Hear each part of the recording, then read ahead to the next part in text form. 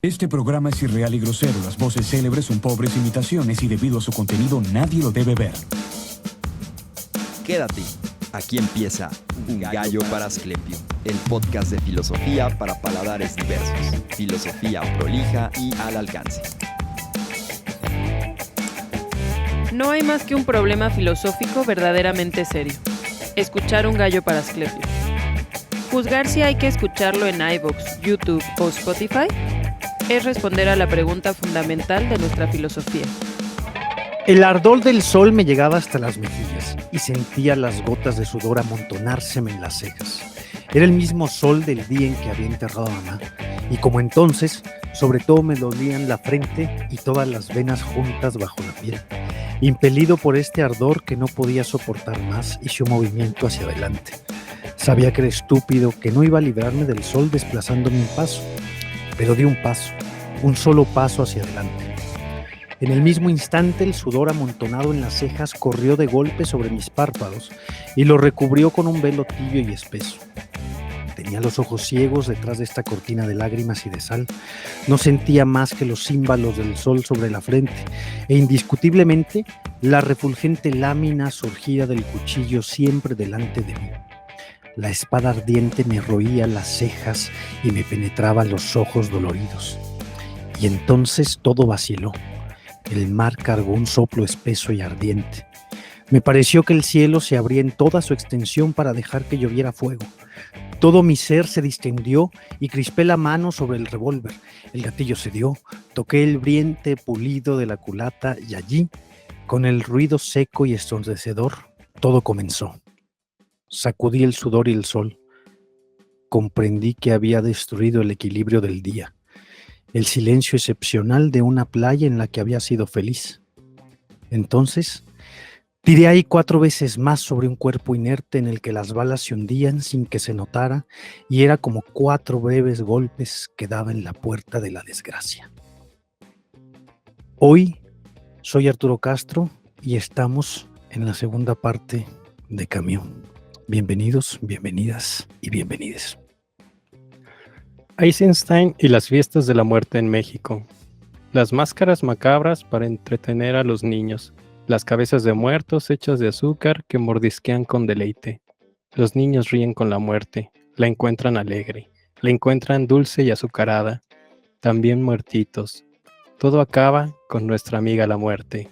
Albert Camus. Bienvenidos una vez más a Un Gallo para Asclepio. Bienvenidas y bienvenidos y bienvenides a su programa de cabecera. Hoy hablaremos de el bailarín, el absurdo, el James Dean de la filosofía, Albert Camus. Yo soy Alan Argüello y qué bueno que nos acompaña. Y pues siempre se dice que las segundas partes nunca son buenas, pero hoy al fin una segunda parte de algo que hemos abierto y que se sea en consecuencia de lo que pasó el episodio pasado. Inauguramos nuestra sesión de segunda partes con Albert Camus, el indómito. Ya parece una muletilla salvaje, eso de que el absurdo. Vamos a hacer una segunda parte de cualquier cosa, ¿no?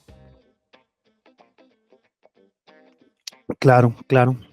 Pero esta vez sí. Pero esta vez sí lo cumplimos. Y bueno, para no quedar mal con nuestra audiencia, y bueno, como ya tenemos la pena de lo que ocurrió en el episodio pasado, hoy no vino Oscar Merino. Un saludo desde el estudio para Oscar Merino. Y ya saben, encuéntrenos en su plataforma favorita de podcasting. Y bueno, pues vamos a dar con Camus.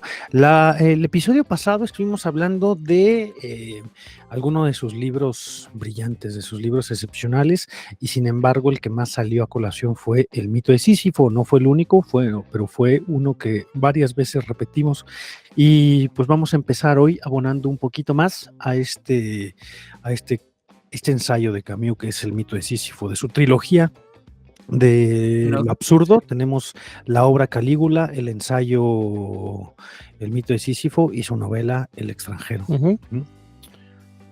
No sé si confirmes esta información, Ardilla, y ahora he olvidado por qué tenía esa impresión, pero cuando leí en la universidad estos 2 libros que acaba de mencionar Arturo, El extranjero y El mito de Sísifo, me parecía que en El extranjero estaba ficcionado lo que aparece reflexionado en el mito de Sísifo, es decir, como si el mito de Sísifo fuera un ensayo a propósito del extranjero.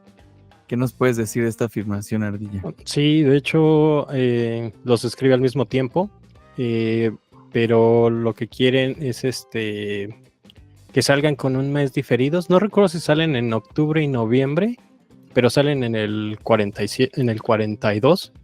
Sí, 42. Hacía frío ese día. Ajá.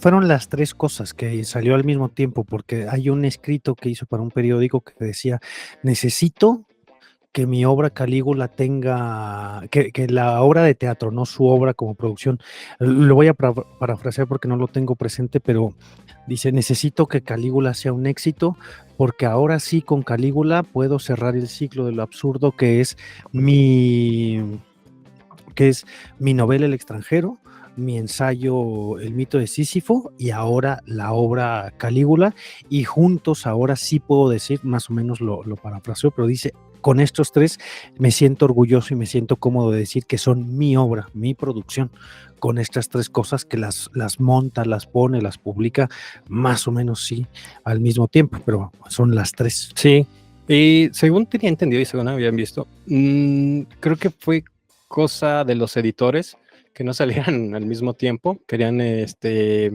evitar, pues más bien cosas comerciales y esto, hasta donde tengo el recuerdo de la biografía, de varias biografías, y hasta donde tengo presente, creo que también por la cuestión esta de que Francia estaba ya invadida por el gobierno colaboracionista, tienen que esperarse a que pues, se aligeren las aguas. La Francia de Vichy. Ajá, y por eso Calígula tarda un poquito. De hecho, el mito de Sísifo también tarda porque al final venía el texto de Kafka.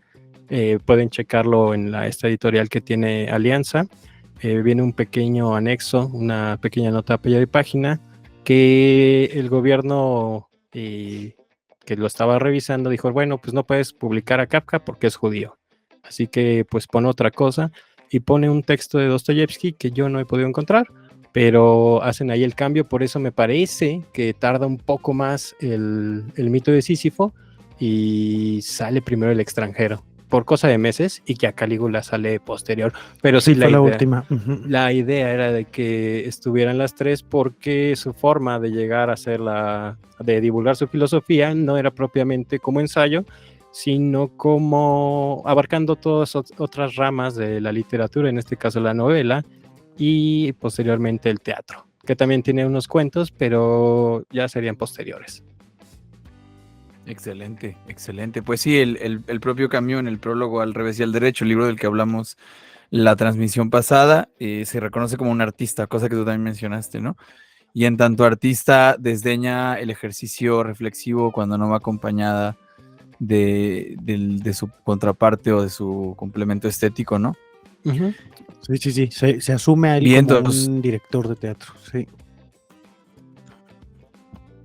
Pues vamos a entrarle a ¿Mito de este texto. Yo quisiera decir tres cosas, pero no las quiero decir al mismo tiempo para darle oxígeno a la conversación.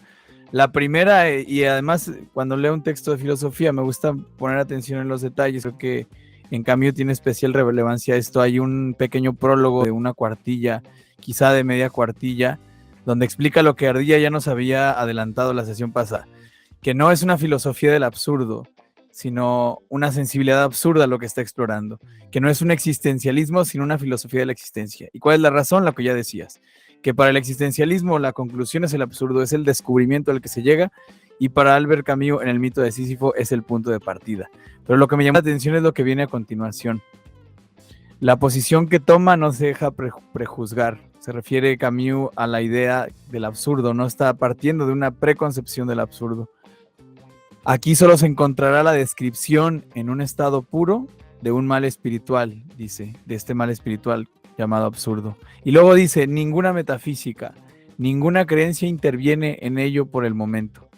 Y me encanta esta idea porque me parece que de lo que se trata precisamente con el absurdo es que no hay ninguna metafísica. Ya hablamos, ya le dedicamos un programa completo a este tema. y la veíamos también desde el punto de vista en que toda metafísica es una serie de respuestas a las preguntas fundamentales. La experiencia del absurdo tiene que ver con esto, con la falta de asideras, la falta de respuestas que aquí Camus se propone explorar y ver si acaso la única conclusión posible a esta vida absurda es el suicidio o si se puede vivir de otra manera. Lo que va a hacer en el ensayo va a ser profundizar en los alcances que tiene en los seres humanos, en él en particular, la idea del absurdo. Adelante. Bueno, pues ¿se apagó? ¿O sí me escucho bien? No, te escuchas perfecto. Es que creo que se bajó un poco el volumen, pero Producción. sí, justamente Hay que aprovechar este exabrupto para invitar a la gente a que se suscriba a Patreon y cada vez que nos pase algo, hacerle como en los programas de Eugenio Derbez y aventar un pollo, una gallina que vuele por el estudio, mientras un gallo que vuele por el estudio, en lo que nosotros nos quedamos pensando, ¿y qué sigue? sí, nos quedamos en lapsus nada más porque a veces compenetramos demasiado a lo que está diciendo el otro y quedamos perplejos ante nuestros magníficos conocimientos. Bueno, sí, justamente creo que una cosa muy importante con la que inicia Camus es con la ruptura de una tradición metafísica, incluso religiosa. Él tiene como presupuesto, evidentemente, el sinsentido de la existencia y la presencia del absurdo. Creo que es el trabajo que van a estar haciendo los existencialistas o los nihilistas en esta parte, pero Camus se da cuenta de que esta tradición filosófica que se ha presentado a lo largo de la historia tiene ciertos brotes de pensamiento que llega a menguar ese sentimiento de absurdo en la vida diaria. Y creo que la crítica, por ejemplo, primera que se la estará haciendo, bueno, son 3 críticas. La primera es la del suicidio. Si nos suicidamos, pues evidentemente es lo más lógico que podríamos hacer. Por lo cual dice Camus, no podemos mantenernos en la lógica del mundo, porque sería darle la razón, sería darle ese sentimiento.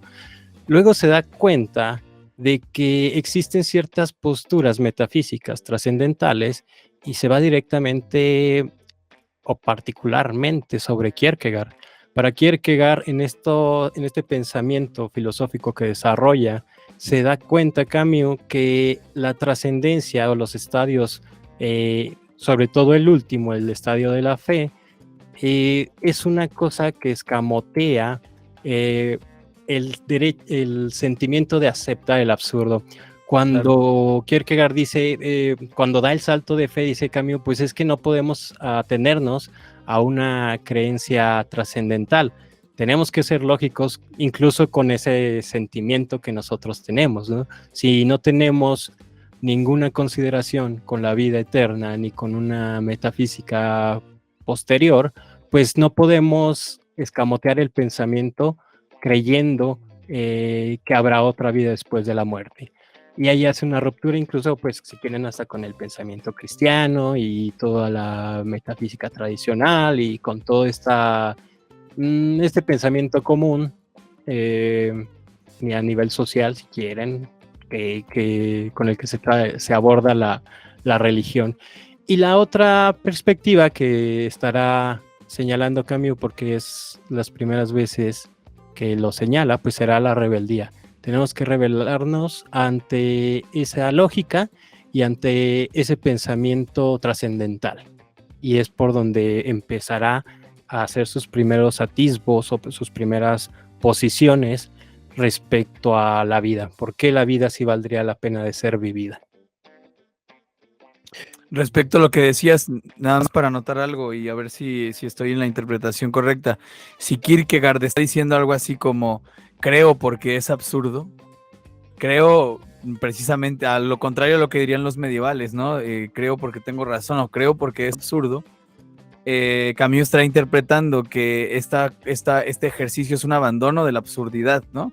Es una forma de darle la espalda y de no quedarse con el carácter inmanente de ese absurdo, ¿no? Que en principio rompería con toda posibilidad de una respuesta trascendental o una respuesta metafísica al por qué estamos aquí, por ejemplo, ¿no? Sí, Y hay una frase que creo que viene no me acuerdo si en el mito o en alguno de los ensayos, que dice: no se puede ser nihilista a medias. O aceptas tu punto de partida como eso, o te inclinas directamente hacia otra forma de pensamiento, que él no lo niega completamente. Dice, esta es la forma que me ha servido. Por eso yo a veces considero que Camus es un poco cartesiano en ese aspecto, porque él abre un camino que dice, pues al que le pueda servir, adelante, ¿no? Esto es lo que yo voy a estar manejando, o por lo menos va a ser lo que dirige mi pensamiento. Y posteriormente lo señala, ¿no? Creo que ya lo habías comentado el episodio pasado, cuando dice, en este momento de desesperación grito, pero por lo menos sé que ese grito es una certeza para mí. Que a mí va a ser el filósofo tal vez de la búsqueda de las certezas, también a manera medio cartesiana, ¿no? Bueno, yo les quisiera preguntar ahí algo que me parece importante, más o menos para aclarar algunas consideraciones con los escuchas. Si bien el mito de Sísifo es este libro donde el oyente de primera mano, bueno, de primera impresión podría decir que es una apología al suicidio, cosa más alejada de la realidad, que no resulta ser una apología del suicidio, solamente inaugura preguntándose por esto para hablar más bien de lo absurdo y no allá del sinsentido. Podríamos caracterizar el mito de Sísifo, no el libro, sino el mito griego de Sísifo. ¿Por qué evoca esta figura de un personaje llamado Sísifo para nombrar a su ensayo más famoso? Bueno, ya llegaste al final del ensayo. Yo no quería llegar tan pronto, pero pero bueno, para responder a la pregunta, lo acabo de leer, es muy sencillo. Dice Camus que el mito de Sísifo es el mito del absurdo. Expresa perfectamente lo que él quiere explicar cuando se trata del absurdo. Sísifo es un humano, es un mortal que atentó contra los dioses y su castigo fue la inmortalidad y subir y bajar una piedra de una montaña, ¿no? Sin embargo, es un absurdo porque está no solamente por la imagen de que tiene que subir y bajar una montaña durante toda la eternidad y cuando va de bajada va pensando, va reflexionando, sino porque se afirma en su realidad material, se queda con la piedra. Es absurdo porque es una negación de los dioses. Este castigo solo es un castigo para un humano, y la tragedia consiste en que Sísifo está consciente, en que quizá cuando lleva la piedra de bajada, piensa en lo ridícula de su tarea y en lo infinita que se prolongará, ¿no? Que se volverá. Y aún así, uno se puede imaginar ese descenso como algo triste o algo feliz. Esto yo creo que es la parte medular del mito, que el hecho es de que es un absurdo, ¿no? Ese es el dato fundamental con el que cuenta y del que parte tomando este mito como explicación para hablar de nuestra relación con el mundo. Hay días en los que los decorados se derrumban. Y eso no quiere decir que, y un poco retomando lo que decías al principio del suicidio, que es el reproche que también le hacen a Sartre, y por la razón por la cual escribe la carta sobre el humanismo, es la asociación fácil entre el existencialismo o cualquier filosofía sobre la existencia y la idea del suicidio o incluso el pesimismo.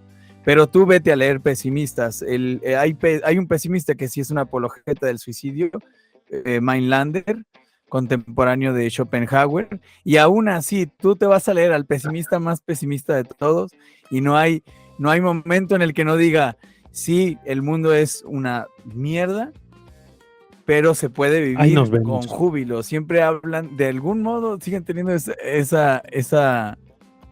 ese vínculo con... Lo voy a decir de esta forma. Todo pesimismo termina siendo un vitalismo. Ni siquiera los pesimistas más pesimistas, incluso Mailander, que sí recomendaba el suicidio, lo recomendaba solo para espíritus bien entendidos, por así decirlo.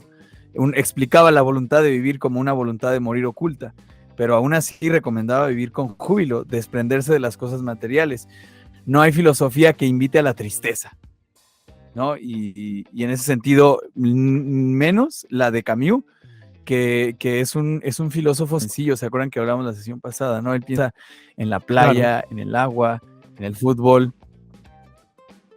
Sí, y sobre todo con la perspectiva de que con el suicidio, pues normalmente habría que, él mismo lo dice, ¿no? Tenemos que analizar por qué las personas se suicidan, porque creen que habrá una vida mejor, porque habrá tranquilidad, porque dejará de existir este sinsentido. Evidentemente deja de existir ese sinsentido, pero fuera de eso y considerando que no hay una certeza trascendental, pues no hay posibilidad de que digas que el suicidio te libera de algo, ¿no?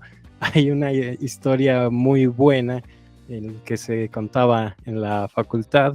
Había llegado un compañero y le preguntó al maestro: oiga, maestro, ¿usted cree que la muerte nos libera?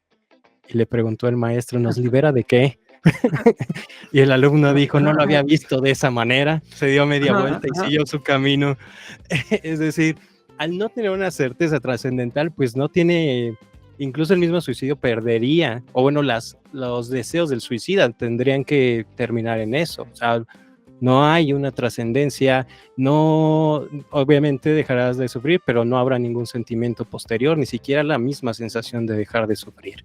Por eso, el mismo Camus se aferrará a la existencia misma. Hay una cita, y a lo mejor para regresar un poco al punto en el que estábamos tratando, que dice, en La libertad absurda, dice lo siguiente, dice: insistamos todavía en el método. Se trata de obstinarse. En cierto punto de su camino, el hombre absurdo es solicitado. No faltan en la historia religiones ni profetas, inclusive sin dioses. Le piden que salte, hablando del salto kierkegaardiano. Todo cuanto puede responder es que no acaba de entender, que eso no es evidente. No quiere hacer precisamente sino lo que... Espérame, se me fue. Ay. No quiere hacer precisamente sino lo que entiende bien. Le asegura que eso es pecado de orgullo, mas él no comprende la noción de pecado. También aquí hay una ruptura con la tradición católica. Quizás el infierno esté al final, pero no tiene bastante imaginación para imaginarse ese extraño futuro. ¿Acaso pierda la vida inmortal? Pero eso le parece fútil. Quisiera que reconociese su culpabilidad. Él se siente inocente. A decir verdad, solo siente eso, su irremediable inocencia. Ella es la que le permite todo. Así, lo que se exige a sí mismo es vivir solamente con lo que sabe, arreglárselas con lo que es, sin que intervenga nada que no sea cierto. Le responden que nada lo es, pero eso, por lo menos, es una certeza. Ha de habérselas con ella. Quiere saber si es posible vivir sin apelación. Es decir, sin algún sentimiento, ¿no? Vivir sin ninguna tradición filosófica, sin ninguna historia. Sí. No sé si recuerdan, a lo mejor también para traerlo a colación, lo que hablábamos respecto a la historia, había, a partir del pensamiento hegeliano marxista, esta concepción de que la historia nos iba a llevar al estado ideal y que muchas veces el sacrificio tenía que estar presente. Cuando Camus plantea estas rupturas, no solamente metafísicas, sino también históricas, como lo habrá de postular en El hombre rebelde, se encamina incluso más a este pensamiento kierkegaardiano de revelarse sobre la historia, de poner el punto más importante sobre el individuo, sobre el hombre, vaya. Y hay una ruptura o hay un deseo de trascender esa misma historia, si esa historia implica que habrá masacres, habrá asesinatos, habrá homicidios.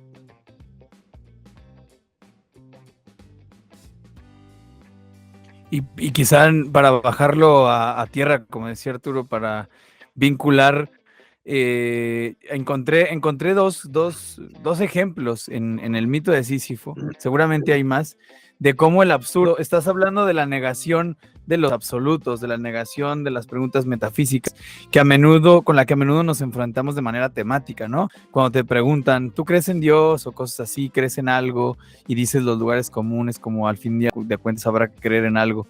Pero Camus tiene una idea diferente de cómo se aparece, bueno, más bien, Camus piensa que también en lo absurdo se aparecen las pequeñas cosas, y me refiero a lo siguiente. Dice, todas las acciones y todos los grandes pensamientos tienen un comienzo irrisorio. Lo mismo sucede con la absurdidad. El sentimiento de absurdo aparece así espontáneamente, aparece como una nimiedad, como una cosa de reírse, ¿no? Aparece, dice, el mundo absurdo, más que cualquier otro, extrae su nobleza de ese sentimiento miserable. En ciertas situaciones, y aquí viene el ejemplo, responder nada a una pregunta sobre la naturaleza de sus pensamientos puede ser una finta en un hombre. ¿Qué pasa cuando te dicen, ¿qué estás pensando? Y tú dices, nada. Ahí se aparece el absurdo. ¿Cómo que nada? ¿No? ¿Cómo que no estás pensando? ¿Sabes? Ya te estás haciendo nihilista. Ujú. ¿Vale? Se aparece en la forma cotidiana de hablar. Y luego, dice, suele suceder que los decorados se derrumban. Ya habíamos hablado de esta cita, ¿no? El martes, el miércoles, el jueves te despiertas, la alarma, el cafecito, prende el coche en vez de bañar, etcétera, etcétera, etcétera. Bueno, en el orden en el que van esas cosas, ¿no? Al final de esta cadena de ideas, donde dice que después de esta retahíla de monotonías, aparece el porqué y todo comienza con esa lasitud teñida de asombro. Ahí comienza la cosa, comienza cuando te detienes y te preguntas, ¿no? Comienza por la interrogación, comienza al despertar a esta vida de la que habías estado viviendo en stand-by, ¿no? Dice Camus, la continuación es la vuelta inconsciente a la cadena o el despertar definitivo. Al final del despertar viene con el tiempo la consecuencia, suicidio o restablecimiento. En sí misma esta lasitud tiene algo de repugnante y se refiere a la conciencia. Debo concluir que es buena, pues todo comienza por la conciencia y nada vale sino por ella. La conciencia es lo que hace a Sísifo saber que está viviendo una mierda, ¿no? O sea, el gato, el perro, la piedra no tiene un problema con el mundo porque son el mundo, pero yo tengo conciencia y esa distancia es lo que me produce esta emoción. ¿Qué es lo que la produce en última instancia? Dice Camus, dice, pero son evidentes y eso basta por algún tiempo al efectuar un reconocimiento somero de los orígenes de lo absurdo. La simple inquietud está en el origen de todo. Y mientras leía esta última frase, la simple inquietud está en el origen de todo, me di cuenta de una cosa en la que nunca había reparado y me sentí muy feliz. La palabra inquietud está entre comillas y creo que quizá valdría escribirla en un papel para observarla como en toda su dimensión de palabra, no en su hábitat natural. La palabra inquietud significa al mismo tiempo duda, pregunta, interrogación y un no estarse quieto, ¿no es cierto? Entonces, el hecho de que signifiquen exactamente lo mismo en español, no estar quieto y tener una pregunta, quiere decir que ese es el origen.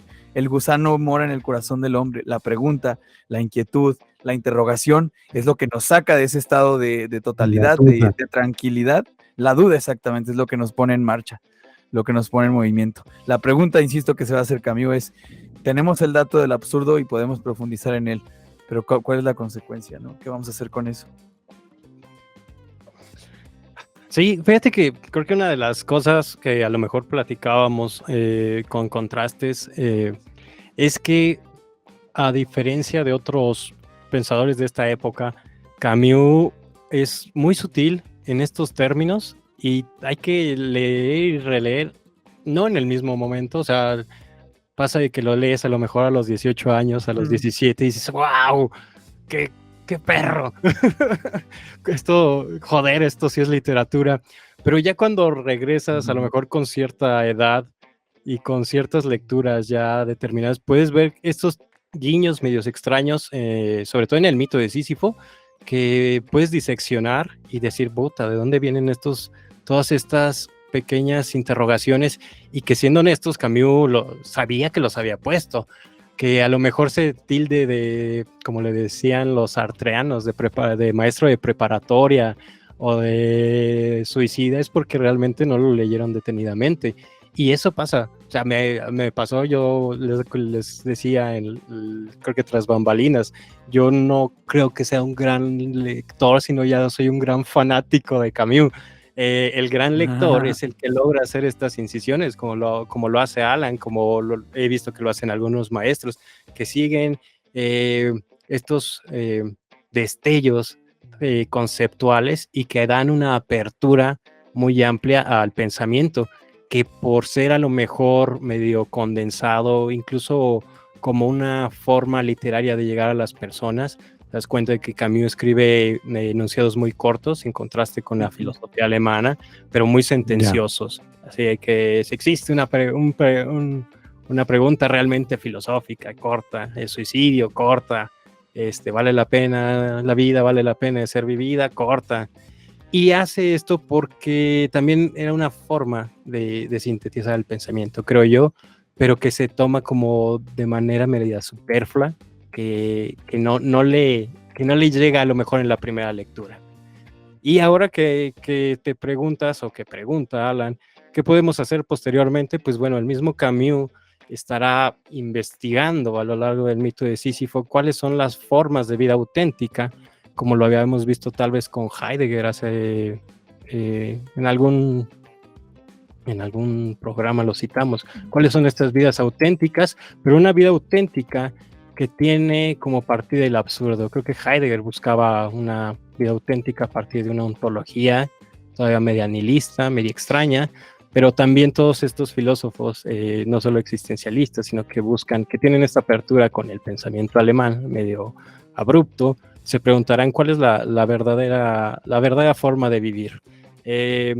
Camus presentará un par de cosas, no sé si tengas alguna intervención. Antes de pasar eso, pues también tengo aquí una cita, porque los había sacado de una pequeña clase que había hecho, para reafirmar posteriormente lo que hará. Y dice, insistamos todavía en el método. No, esa ya la dije, perdón, es que están juntas. Dice, saco así de lo absurdo 3 consecuencias que son mi rebelión, de la que ya hablamos, mi libertad y mi pasión. A través del mero juego de la conciencia, transformo en regla de vida lo que era una invitación a la muerte, rechazo el suicidio. Conozco sin duda la sorda resonancia que corre a lo largo de estas jornadas, mas no tengo que decir sino una frase, que es necesaria. Cuando Nietzsche escribe, parece claramente que lo principal en el cielo y en la tierra es obedecer mucho tiempo y en una misma dirección, a la larga de ello resulta algo por lo que vale la pena vivir sobre esta tierra, como por ejemplo la virtud, el arte, la música, la danza, la razón, el espíritu, algo que transfigura, algo refinado, loco o divino. Ilustra la guerra de esa moral de gran porte, pero muestra también el camino del hombre absurdo. Obedecer a la llama es a la vez lo más fácil y lo más difícil que hay. Conviene, sin embargo, que el hombre, al medirse con la dificultad, se juzgue algunas veces. Es el único que le puede hacer. Creo que a partir de esto, y sobre todo a lo mejor también aportarás algunas ideas, Alan, respecto a Nietzsche. Cuando se habla de gran porte es porque la moral de gran porte para Nietzsche era aquel que se la pone, el que cree, después de esta destrucción, después de esta derrumbe de ídolos, derrumbe de creencias, logra limpiar o transfigurar o crear una nueva moral para sí mismo.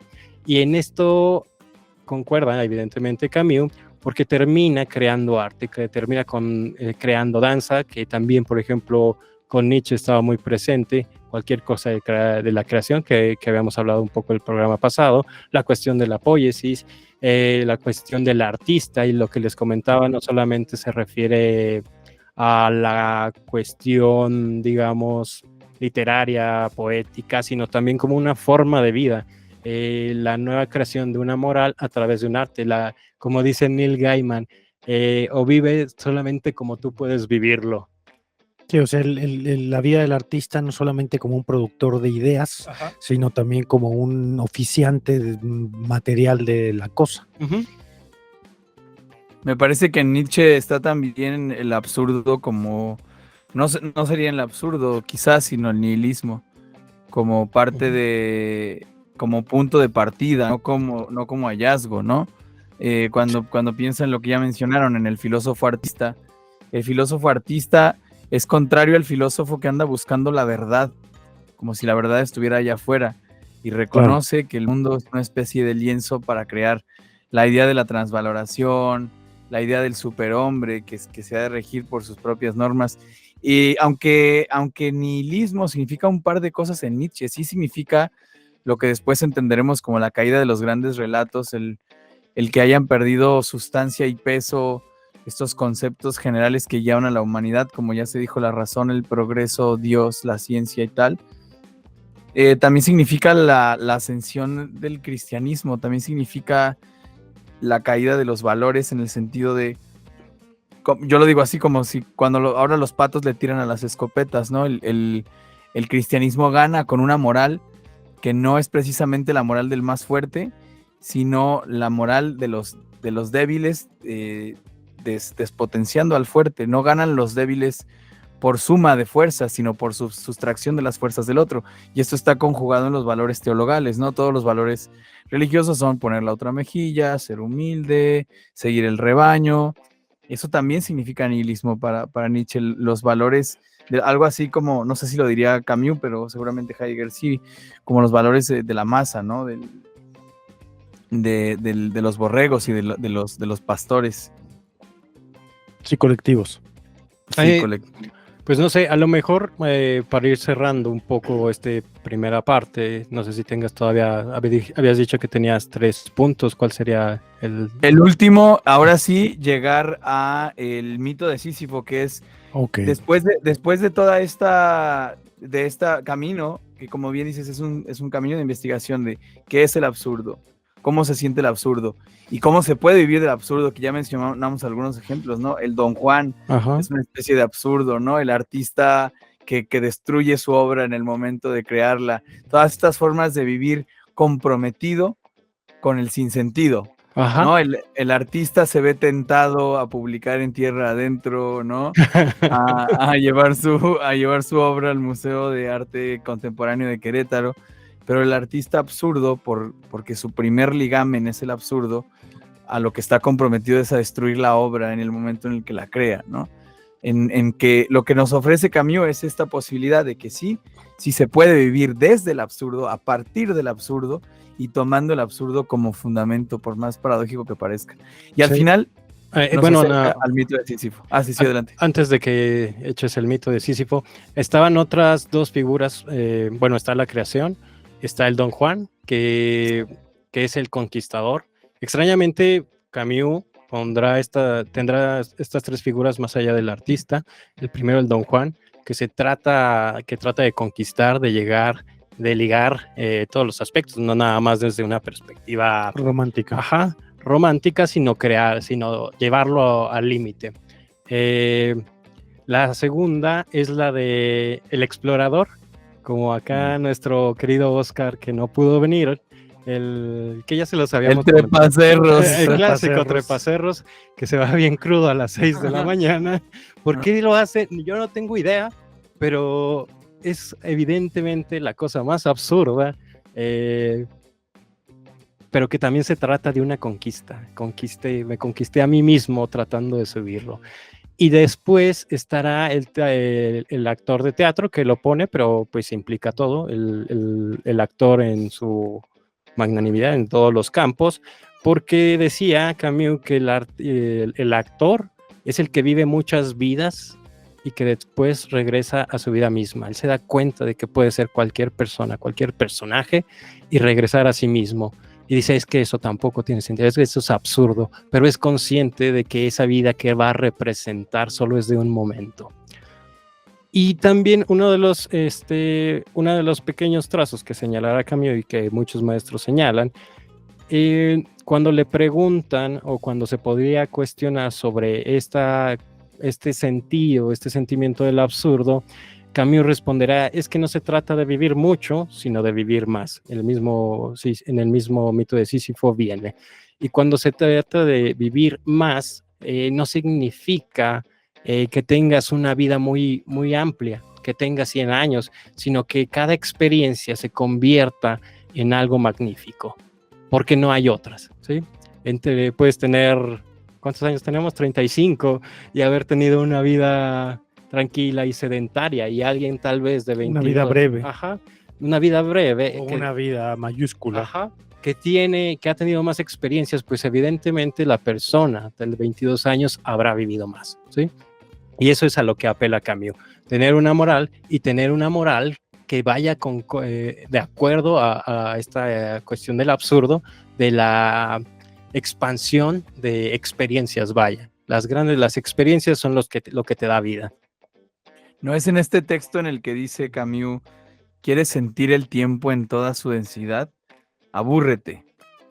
No hay nada como aburrirse para experimentar la duración del tiempo, ¿no? Uh-huh. Más o menos como esa idea de la impropiedad heideggeriana, es aguántate, Quédate un ratito sin hacer nada, a ver si es cierto que aguantas todo lo que pasa en ese momento. Pues pasas al mito. Nos haces Bueno, quiero pues, quiero hacer una decisión antes de irnos. Cuando hablamos de Michel de Montaigne, Oscar Merino hizo una pregunta que me parece hoy necesito homenajearlo, repitiendo la pregunta, pero en boca de Camus. Ustedes que son personas muy bien versadas en la filosofía, Camus, que es un literato, filósofo, premio Nobel, es una persona que se estudia en las facultades, así como una decisión cultural nada más para dar pista a nuestros galloescuchas. Esta pregunta la hizo Merino cuando hablábamos de Montaigne y me parece lindo, antes de pasar a Sísifo, que nos pudieran contar. Que yo sepa, nada, yo aprendí por Camus por un seminario que se abrió, eran optativos, ni siquiera estaba dentro de la tira de materias. O sea, cuando tú estudiaste no se veía Camus No se veía en la Camus. Facultad de Filosofía. Solamente por seminario optativo, y en teoría se tenía que ver en filosofía contemporánea, pero pues ya ves, bueno, porque era parte de la currícula, pero no era parte obligatoria de los maestros, porque libre cátedra. Pero de repente había atisbos, así de camión, pero no, creo que tendrá a lo mejor unos 5 años que tuvo un boom.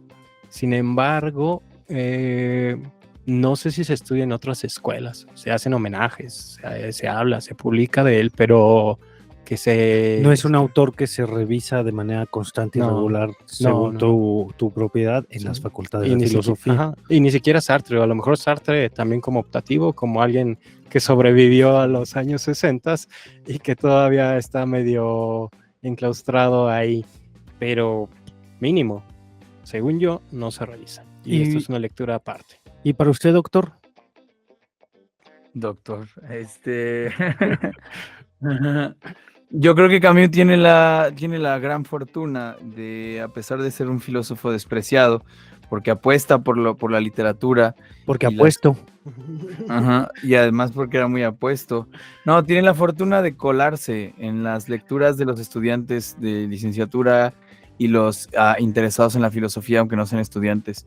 Yo recuerdo haber metido a Camus en mis ensayos de la universidad y nunca lo vimos en ninguna clase.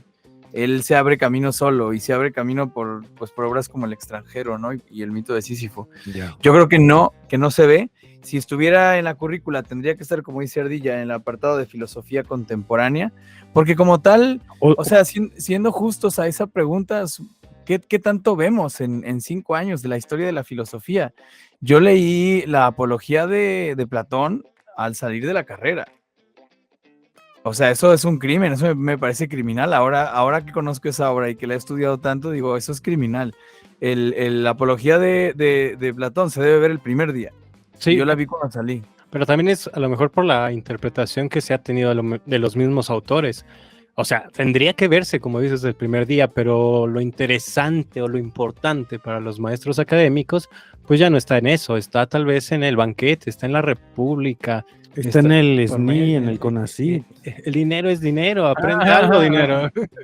Y a lo mejor hay una confianza de que el estudiante hará su labor fuera de la academia, pero bueno, sabemos cómo somos los universitarios. Claro, la universidad forma autodidactas que para estar en la universidad ya deben ser autodidactas. Sí, siempre va a ser arbitraria la selección. La verdad es que los profesores, por lo menos de la facultad que a mí me tocó, yo creo que Ardilla sabe más porque anduve en congresos y facturando en lugar de llorar. Los profesores eligen lo que van a dar y lo eligen también en función de sus propios intereses. Claro. Si te dan la cátedra de filosofía antigua, tú sabes si dar patrística o sofística o helenística o a Platón. Hay un grado muy elevado de arbitrariedad. En mi caso, igual, tampoco leímos El banquete ni La República. Cuando leímos a Platón, vimos Hipias Menor, no sé, otras cosas. Y yo creo que tiene que ver con el criterio de los profesores. Y pero que siempre no se te va a así, escapar algo. pero no así en su podcast de confianza, Un Gallo para Asclepio, donde estos chicos siempre piensan y traen bien preparados los temas que hemos de masticar para usted. Y pues como son un buen ramillete de virtudes, el punto final, redoble de tambores del mito de Sísifo. Paradójicamente, creo que todas las cosas de las que hablamos aquí, o sea, las cosas más interesantes son las que no se ven en la escuela. Pesimismo, existencialismo, como las cosas más vinculadas con nosotros, ¿no? Es bien extraño eso. Sí. ¿No? Cuando vimos a Cioran, cuando vimos a Meinlander, a Schopenhauer en la escuela. Jamás. Sí, o los filósofos, este episodio que hicimos de filósofos lado B, filósofos nada conocidos, incluso el de religión. Como que el criterio es, entre menos tenga que ver con la vida de todos los días, mejor. Es más filosofía, ¿no? Es una filosofía más fina, más acabada, más profunda, pero menos interesante por lo mismo, ¿no? Creo que también antes de que pases, Alan, el hecho de que, bueno, también nuestros profesores no son jóvenes. Pues por eso mismo, ellos que fueron contemporáneos de Platón deberían hablarnos de él. Es que creo que también fue un hartazgo, recuerdo que alguien me lo llegó a decir en clases, fue de que, oigan, es que había existencialismo hasta los años 70, 80, que ya todos estaban fastidiados de eso. Y sí fue un movimiento, porque no lo toman ni siquiera como una filosofía, dicen, fue un movimiento que tuvo importancia, pero que caído el marxismo y todas estas cosas, pues se convierte en algo aburrido, tanto el marxismo como el existencialismo, como esta filosofía del absurdo. Y hay un giro inesperado en los años 80, 70, 80 con la posmodernidad, que es con lo que se terminan casando. Y para finales del 2000, o principios del más bien, como finales de los 90, principios del 2000, ya todos querían librarse de los posmos. El imperio de lo efímero. Y decían, no, qué fregados. Y hay, creo yo, para la primera década de 2000, un sinsabor generalizado de las nuevas filosofías, que apenas, si quieren, para los 15 para acá, hay una revitalización gracias también a las redes sociales, porque la globalización no es solamente económica, sino y cultural. Bueno, es cultural, evidentemente, y filosófica. Hay una... Oye, pero creo que esto nos dispara al último punto del menú que teníamos preparado para el día de hoy, que ver la vigencia de Camus en nosotros, ¿no? Porque podemos entender perfectamente cómo una teoría de lo absurdo, una filosofía de lo absurdo, un pensamiento de aquello que no tiene sentido pueda surgir en entreguerras. ¿Sabes? Sí. Lo pones así vacío en entreguerras, entre la primera y la segunda, o luego de la segunda, con la desmoralización, ocurre bueno, vamos a hablar del sinsentido, vamos a hablar de lo absurdo, pero llega esto de los 2000, donde ya estamos hasta el copete del imperio de lo efímero y de los líquidos y de todas estas cosas que se desvanecen en el aire, y de pronto vienen otras cosas a sustituir el sinsentido, dotando de sentido por completo a la humanidad, pero es el último punto de nuestro menú. Y si quieren escucharlo, ¿no? Espérense tantito porque todavía falta un rato.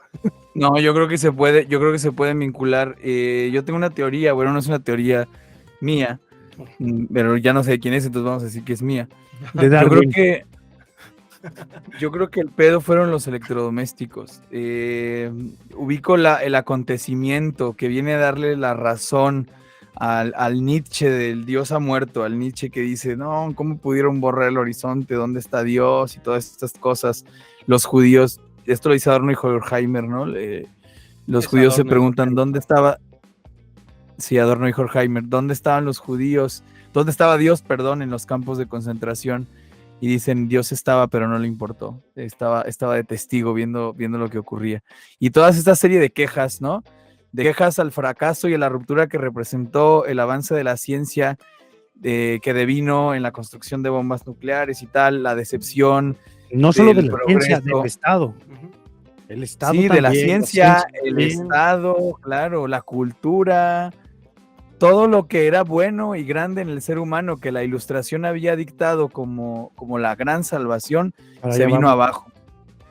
y aparecen estas llamadas posmodernidad, que a veces dicen que es un término injusto, que agrupa un movimiento mucho más grande, pero aparecen unas filosofías que parten ya de esta decepción generalizada. Mi pregunta, o la pregunta a la que quería llegar, era justo a cómo volvimos a tapar ese hueco, si ya el filósofo de la nostalgia del absoluto, George Steiner, ¿no? George Steiner ya había vaticinado que el hueco que dejó Dios no lo iba a cubrir nadie, y que siempre íbamos a estar como tratando de tapar este vacío sin conseguirlo. Yo creo que fueron los pinches electrodomésticos. O sea, se acaba la Segunda Guerra Mundial, Estados Unidos queda como el bueno y dice: señora, ¿quiere vivir así bien chingón? Tenemos lavadoras, tenemos air fryers, tenemos tostadoras, tenemos cafeteras, y empiezan a llenarte de entes, como dice Heidegger. Empezamos a embotarnos con los entes, y ahorita estamos, no quiero decir que estemos rebosados de sentido, pero nos contentamos con los microsentidos que nos ofrecen las redes sociales todos los días, y ya no hay tiempo para pensar en el absurdo, ¿no?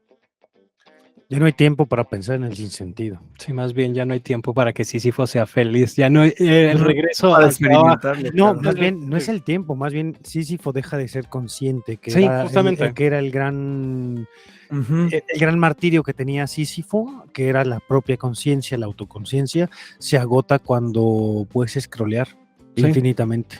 Sí, justamente a eso iba. Ya no es el regreso al trabajo, ya no es el momento de la autoconciencia, sino es el momento de la pérdida de una vida posiblemente auténtica, o el paso para dar una vida auténtica. Regresas del trabajo y ¿qué vas haciendo? Incluso si vas caminando, vas viendo teléfono, si vas en el autobús vas bombardeado por todo, por música, por videos, por TikTok, para evitar a lo mejor esa conciencia misma de estar 8 horas en un trabajo que tal vez no te gusta, pero que también es válido. Tal vez si no sé si se acuerdan, hace unos meses, años, dependiendo de cuándo nos esté escuchando, cuando se cayó WhatsApp, que todos estaban viéndose las caras porque no 6 sabían horas, se cayó WhatsApp, 6 horas, nada, señora, y todos nos picamos los ojos. no sabía qué hacer la gente. Yo recuerdo que ese día estaba esperando el camión para ir a la terminal de autobuses y toda la gente estaba incluso como que tensa, nerviosa, se veían unos a otros y bajaban la mirada. No hay ese sentimiento de conciencia del otro siquiera cuando estás embaucado, no solo en los electrodomésticos, sino en la técnica, en la tecnología. Sí, claro. Sí, creo que es un factor importantísimo que nos aleja de Sísifo. Y ya para empezar a esquematizarlo e ir cruzando estos dos temas, pues un par de cosas nada más, ¿no? Los dioses, y esto ya lo mencioné, pero para que quede clarísimo, los dioses condenan a Sísifo a subir sin cesar una roca hasta la cima de una montaña, desde donde la piedra volvería a caer por su propio peso. A la mañana siguiente, Sísifo tendría que volver a realizar la misma acción, subir la piedra hasta la cima de la montaña, desde donde ésta caería hacia abajo otra vez por su propio peso, y así hasta el infinito. ¿De qué se le acusa a Sísifo? ¿Cuáles son las causas probables de su condena? Bueno, pues era el más sabio, según Homero, el más sabio y prudente de los mortales. ¿Qué fue lo que hizo mal? Pues se le atribuye una cierta ligereza con los dioses. Primero, por haber revelado sus secretos. Sísifo es el chismoso que revela los secretos de los dioses. La segunda acusación es haber encadenado a la muerte. Sísifo se encarga de encadenar a la muerte. Se puede entender como real o metafórica esta afirmación, pero el punto es que atenta contra otra gran divinidad, contra otra causa objetiva del mundo, contra otra fuerza de la naturaleza. Y por último, quiso imprudentemente poner a prueba el amor de su esposa. Por estas razones, Sísifo es el héroe del absurdo. Lo es tanto por sus pasiones como por su tormento. ¿Cuáles son sus pasiones? Pues el desprecio de los dioses, el desprecio de la muerte, el desprecio del amor. Está rompiendo con estos grandes relatos, con estas grandes ideas que nos mantienen en pie y que normalmente nos hacen no caer en el absurdo. ¿Cómo se siente estar enamorado? Ya lo había dicho Cioran, el amor es la resolución, o por lo menos la suspensión de todos los problemas. Por eso nos encanta estar ahí empiernadotes, ¿no? Todas estas cosas que nos anclan a la vida, que son como nuestras muletillas o nuestros andamiajes espirituales, son contra las que atenta Sísifo, contra los dioses, contra la muerte, contra el amor. Dice Camus, si este mito es trágico, lo es, y esto ya lo mencionamos también, porque su protagonista tiene conciencia. No sería ningún castigo si el que sube y baja la piedra de la montaña lo hace como la hormiga que incesantemente acarrea una piedrita sin saber cuál es su destino. ¿En qué se parece a nosotros? Pues que en el obrero actual trabaja durante todos los días de su vida en las mismas tareas, y este destino no es menos absurdo que el de Sísifo. Sin embargo, no es trágico, sino en los raros momentos en que se hace consciente. Y cuando escribe este libro, Camus, ¿cuándo lo escribe, Ardilla, el mito de Sísifo? La empresa creo que como por los 40, principios de los 40, del 40 más bien. Imagínate, si te está diciendo en los 40 que la única diferencia entre el obrero en una línea de producción y Sísifo es que Sísifo tiene más tiempo para hacerse consciente del carácter absurdo de su tarea y de su vida como tal, de la totalidad de su vida. El obrero, por otro lado, no tiene más que unos pocos excepcionales momentos de experiencia del absurdo.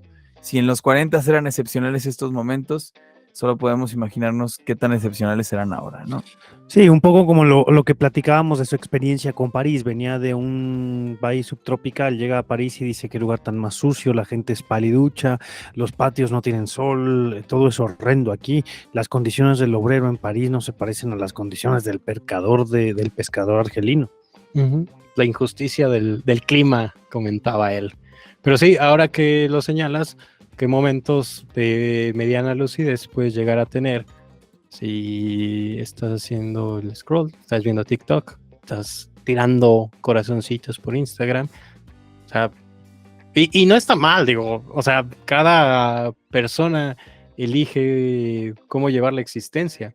Creo que a fin de cuentas solo se trata, o por lo menos cuando les pasa, creo cuando hay una conciencia de este vacío y de esta sin sentido existencial, es cuando les pasa muy duro y es cuando dicen, ay, ya me voy a ir de redes, ay, es que necesito un espacio conmigo para mí sola, y ves a un montón de influencers todos deprimidos porque pues no se dan cuenta o no se han dado cuenta del vacío existencial del que son herederos, vaya, del que somos herederos. Porque realmente es el trasfondo de toda la construcción espiritual, ideológica, metafísica. Lo que está debajo de todas nuestras ideas es el absurdo, y es lo que Camus se empeña en visibilizar. Y sin embargo dice, si este descenso, el descenso de la piedra, se hace algunos días con dolor, puede hacerse también con alegría. Porque no hay ninguna diferencia. Dice, la alegría y el absurdo tienen el mismo origen, parten de la misma realidad inacible, de la misma realidad inaprensible, de la misma distancia que tenemos con las cosas.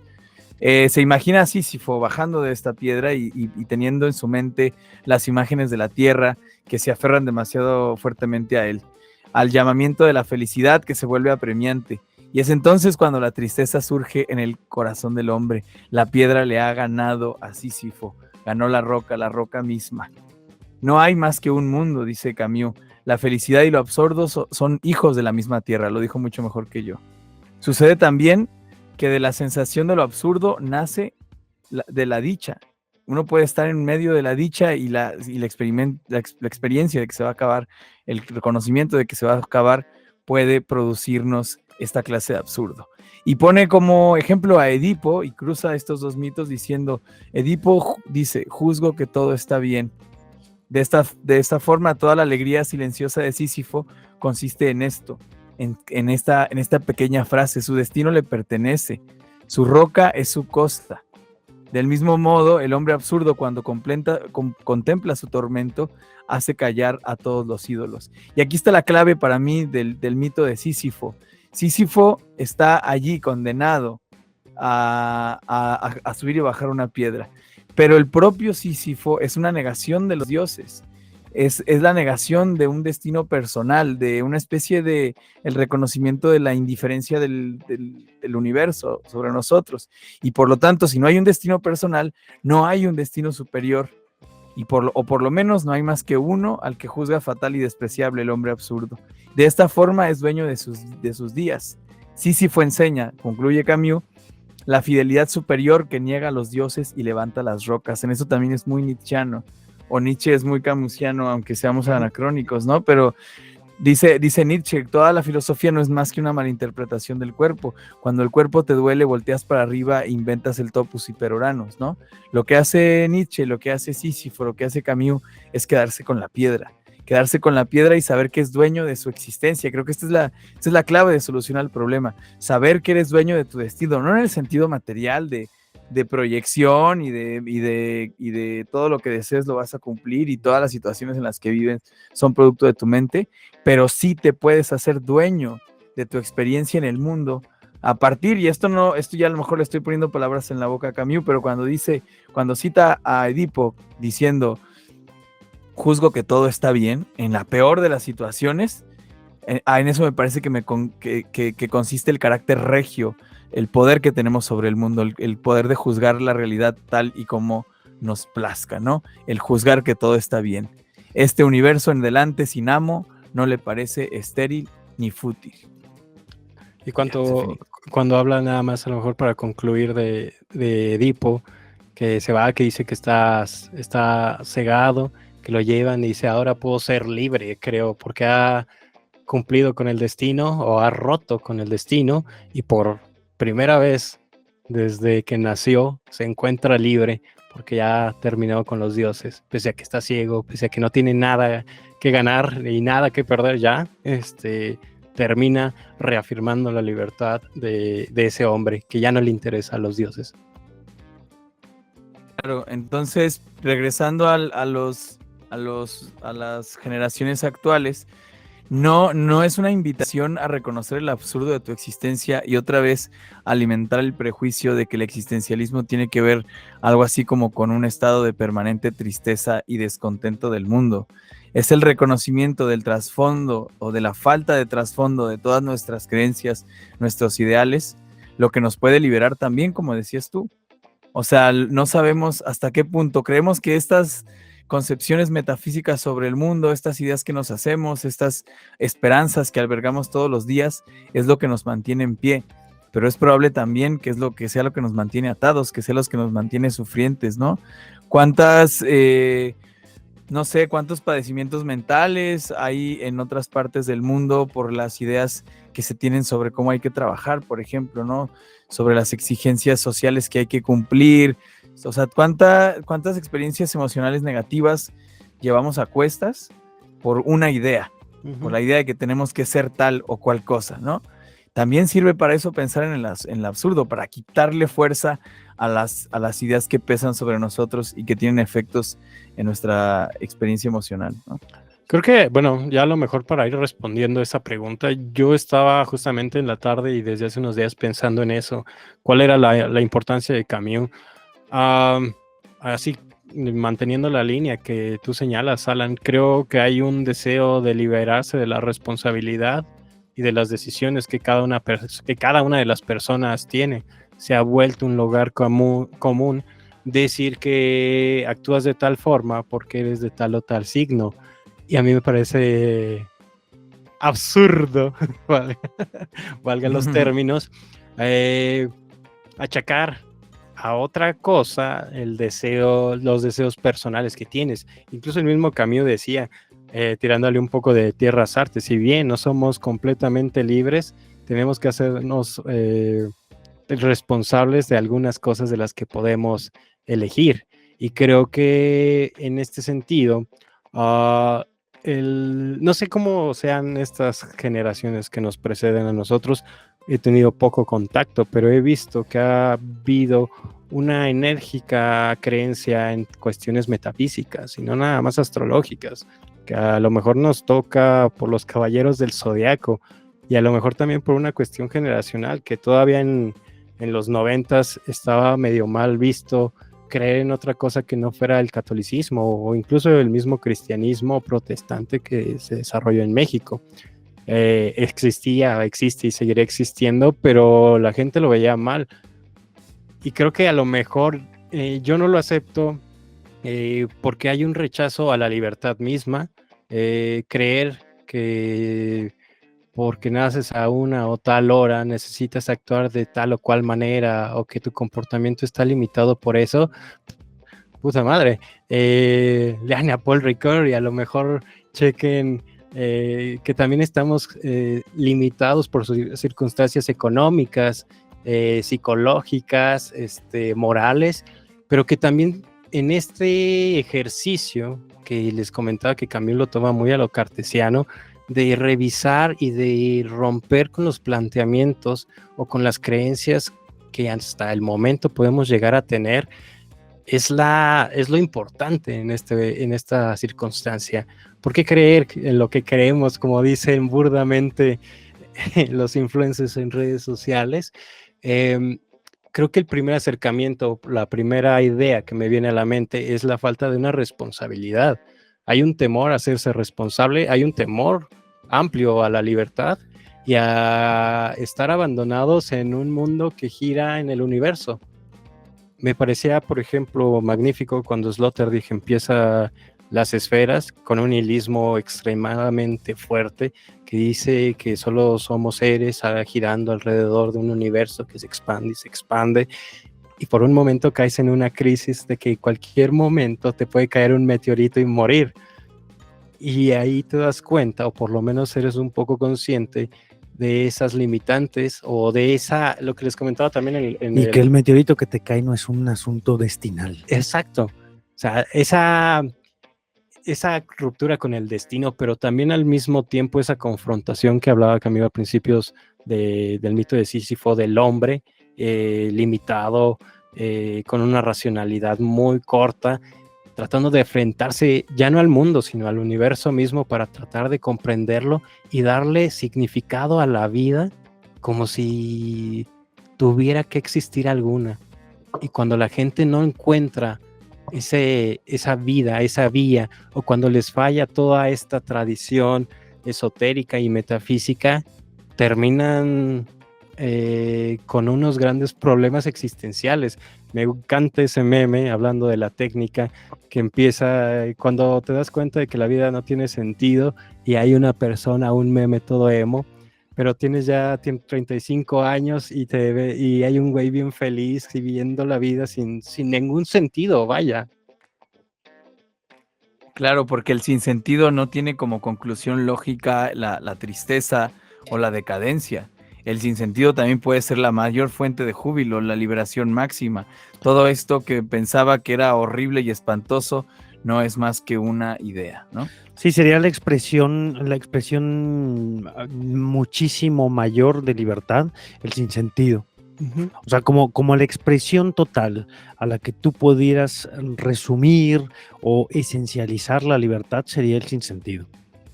Claro. No, es todo el opuesto a los asuntos destinales.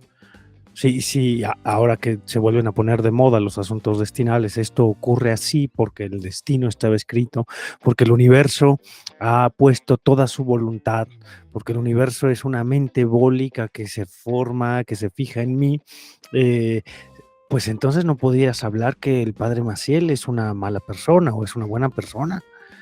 No depende del padre Maciel. Claro, esa es la consecuencia más complicada. En los cafés filosóficos, siempre que se habla de la libertad, la postura más fácil de defender es el determinismo, de cualquier clase. Nos encanta el determinismo, sobre todo desde el punto de vista argumentativo. Nos encanta creer que es imposible demostrar la libertad, que somos el efecto de una serie de causas que no alcanzamos a percibir, que cada decisión que tomamos, desde la elección de la universidad, hasta la persona con la que te casaste, hasta qué desayunaste hoy, no es más que una influencia ejercida desde el exterior. Tú nunca tomas decisiones, nunca jamás eres libre.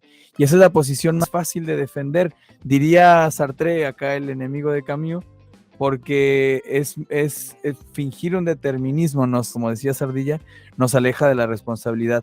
Pero ¿qué pasa con esto que dices, Arturo? Si aceptamos y llevamos a sus últimas consecuencias el determinismo, no es posible la imputación de los delitos, porque cada persona que llegara frente a un... ni moral ni jurídico, porque el derecho está basado en una idea que se hacen de la realidad, ¿no? Entonces tú podrías llegar al juzgado y decir, señor, yo no soy nadie, ninguno de nosotros es libre.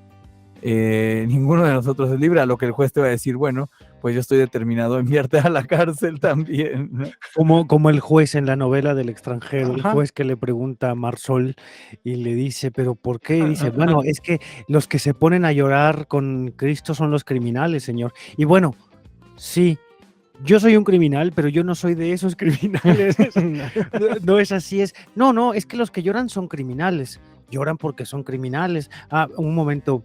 Bueno, sí, yo también soy un criminal, pero no como estos criminales de acá. Yo no entro en la categoría de criminal. Y hay un paralelismo que también hacen algunas personas respecto a la responsabilidad que podrías criticar, ¿no?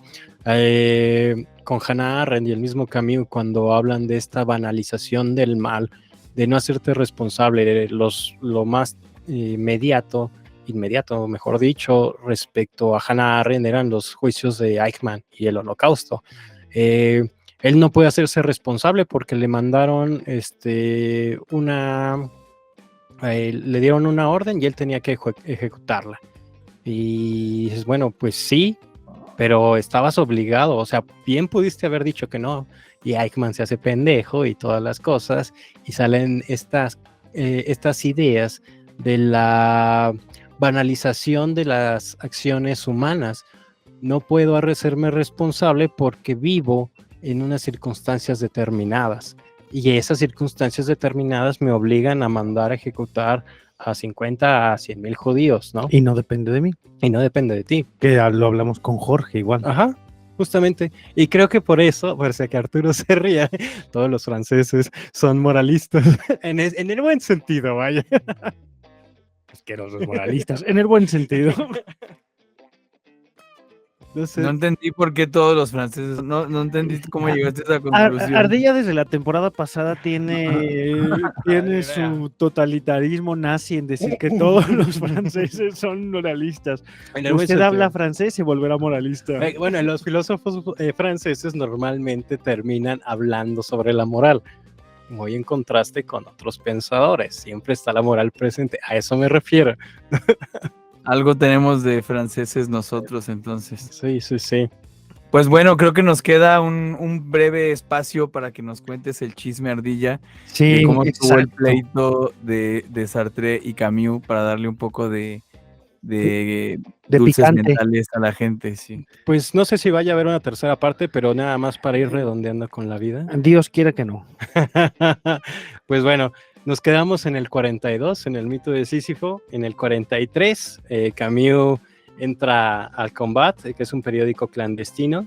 Conoce a María Casares, que va a ser una actriz de teatro, que va a terminar siendo su amante, la más representativa. Todos sabían que Camus era un mujeriego irremediable, pero tenía, a parecerle, favoritas. Sí, favoritas. En el 44, justamente lo que comentábamos al principio, se publica Calígula y el malentendido. Ya habíamos hablado del malentendido, esta obra de teatro, donde la mamá y la hermana de un huésped que llega al hotel no lo reconocen, para querer asaltarlo lo asesinan y lo tiran al río, ¿sí? Y se convierte en una tragedia dramática. Malentendido, por Ernesto Alonso. Y está Calígula, de la que tal vez después hablaremos. En el 44, Francine, su esposa, da luz a los gemelos, Catherine y Jean Camus. Catherine es la hija mayor, o la que nace primero, y que se estará trabajando toda su vida para publicar, para trabajar con los derechos de autor. Busquen ahí en YouTube entrevista de Catherine Camus. Su hija la entrevista para hablar de su abuelo. Ella dice, tal vez no sea la persona que más lo haya conocido, pero sí la persona que más lo quiso, sin duda. En el 46 viaja por Estados Unidos, donde conoce también a una tal Patricia Blake, que era actriz y creo que también una amante. En el 47 se publica La Peste y redacta el estado de sitio. El estado de sitio, nada más como breviario cultural, se trata de la adaptación de La Peste, más jocosa, más divertida, más irónica que lo que puede llegar a ser La Peste. De La Peste estaría súper divertido hablar un día por todas las implicaciones morales. Sartre termina admirando la fuerza de este Camus de los años 40, de La Peste estará hablando y platicando sobre todo a los neoyorquinos. Pues mira, temporada 1 fue sobre temas, temporada 2 mayormente sobre autores. Si nuestros escuchas se vuelven Patreon, temporada 3 sobre libros. Sobre libros, sí, estaría muy bien. Bueno, siguiendo ya nada más para ir terminando y ahorita para terminar con el chismecito. Viaja también por América Latina, está en Brasil, en Argentina y en Chile. Creo que en Chile le gusta mucho porque le recuerda su natal, Argelia, pero regresa a Europa y pues nada, venía por cuestiones ya para hablar de la resistencia, porque ya saben, ¿no? Vamos a traernos a los europeos para que nos hablen cómo están combatiendo. En el 50 comienza la redacción del Hombre Rebelde, que aquí es donde viene lo chido. En el 51 la publicación del Hombre Rebelde marca el principio de la polémica entre Camus y Sartre. Camus en ese mismo año regresa a Argelia y va a visitar a su mamá. Ahorita regresamos al chisme. Y tiene la ruptura en el 52 con Sartre, que es una ruptura política y literaria. Fastidiado Camus de estar ahí y de todos los problemas que tenía, viaja en el 54 por Italia y se publica el texto del que ya les habíamos hablado, que es El verano. Es el regreso del mismo Camus donde fue feliz, pero pues ahora ya no es tan feliz porque ya todos lo odian, todos lo conocen y a las playas a donde iban pues ya están cercadas. Que era justamente el pequeño párrafo del que hablábamos el episodio pasado. Sí. Que regresa a Tipasa y que hay que guardar en uno mismo el verano invencible. Viaja por Grecia también en el 55, ahí anda con sus amantes, con todo, porque pues, lo que comento, en cambio siempre, nunca se iba solo, para ser honestos, y pues siempre que se iba a algún lado iba acompañado. En el 56 publica La Caída, que a Alan le gusta, que es una de las obras que me gustaría nada más poner una acotación.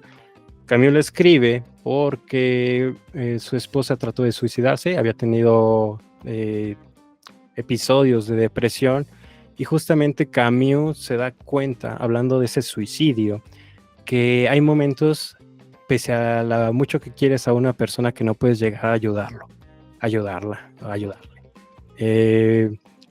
Es un testimonio duro, la verdad. Creo que eso sí hay que leerlo en consideración a lo que está viviendo, lo que les comentaba también en el inicio del primer episodio. Camus no se puede considerar o no se puede abordar del todo sin ver su biografía. Y creo que esto es de lo más interesante.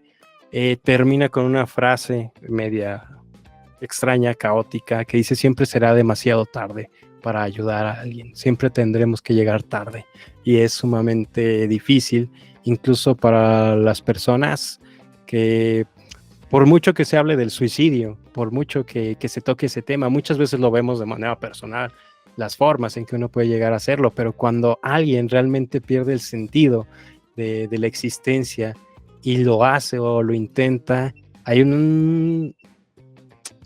una ruptura, creo, muy fuerte en el corazón de las personas. Por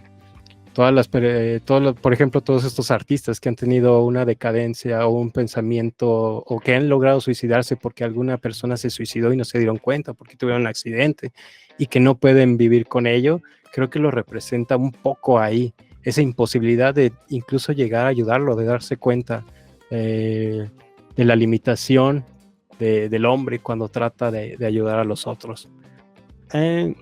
Finalmente, en el 57, Camus recibe el Premio Nobel de Literatura. A partir de aquí le irá peor, sobre todo a nivel literario. sobre todo por las críticas que se le venían haciendo cuando había dejado el periódico, cuando se había desencantado de todo, y se vienen también muchos problemas políticos en Argelia, que le dicen a Camus, ¿por qué no te manifiestas en nombre de algo? Y él dice, yo les estuve escribiendo de todos estos problemas desde los años 30, bola de hipócritas, y no voy a decir nada. El mismo Sartre lo termina criticando de que el hijo de Argelia, del continente africano, no se inclina ante una postura. Y dicen, ¿saben qué? Pues yo no voy a decir nada, yo voy a estar apelando a que haya un acuerdo, que haya paz, que Francia trabaje con Argelia, que podamos vivir de manera constante para que Argelia no pierda esa posibilidad de estar dentro de Europa, ni Europa dentro de la misma Argelia. Pero al final de cuentas, pues, se logra la independencia posterior a la muerte de Camus. Les digo, tiene el premio Nobel en el 57 y se publica El exilio y el reino, que son unos pequeños cuentos, y sus reflexiones sobre la guillotina, donde estará hablando en contra de la pena de muerte. En el 58 compra su casa en Locmarin, una comunidad o un municipio en el sur, muy linda, donde viven de manera ya tranquila y sin necesidad de estar trabajando para los periódicos.